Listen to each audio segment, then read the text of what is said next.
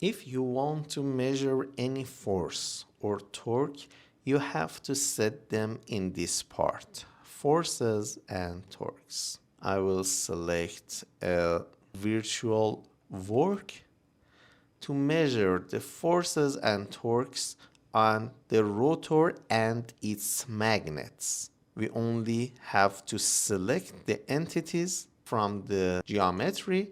I will select both rotors and all the magnets. Let's select them one by one. Rotate the geometry to see all the magnets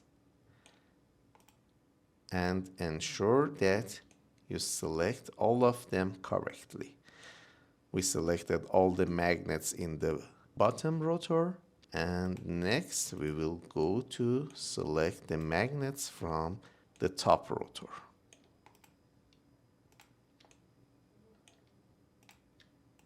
As you can see, I selected both rotor back iron and all the magnets. I want to measure the torque and forces at the origin, so I will select at the origin instead of any other point. Click on OK.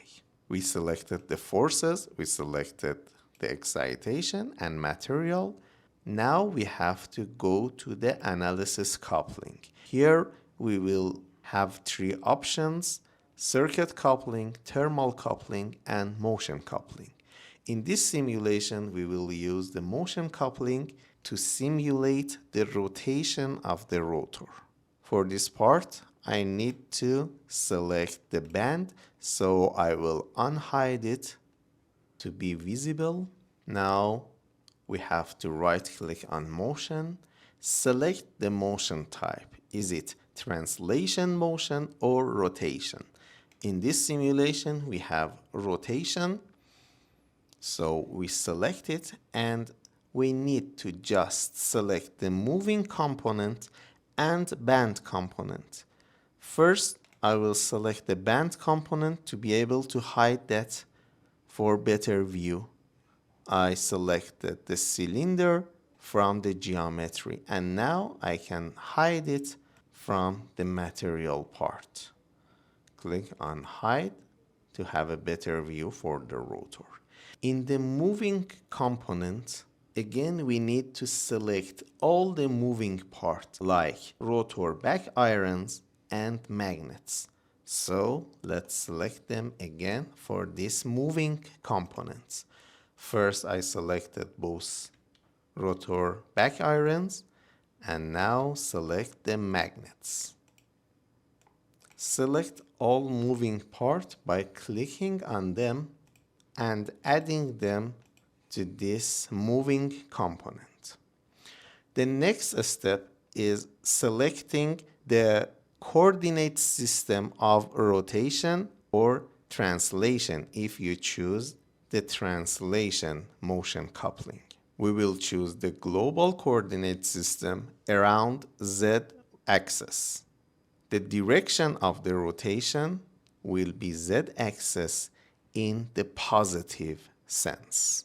If you have any limitation on angle of rotation, you can select it here, but as it is a generator and there is no limit of the angle of rotation, we don't check this box for this simulation. In the next step, you can choose whether if we have constant speed or dynamic or user-defined speed. I will choose constant speed to simulate, assuming that we connected the rotor to a wind turbine that rotates at a fixed speed. We need to set the initial angle and velocity. The initial angle is not important in this simulation, and I just set the velocity. The velocity can be set in degree per second, so I will set the velocity as 3600 degree per second, equal to 10 turns per second and 600 RPM. You can calculate different RPMs and set them in the degree per second. Click on OK, and motion coupling is set correctly.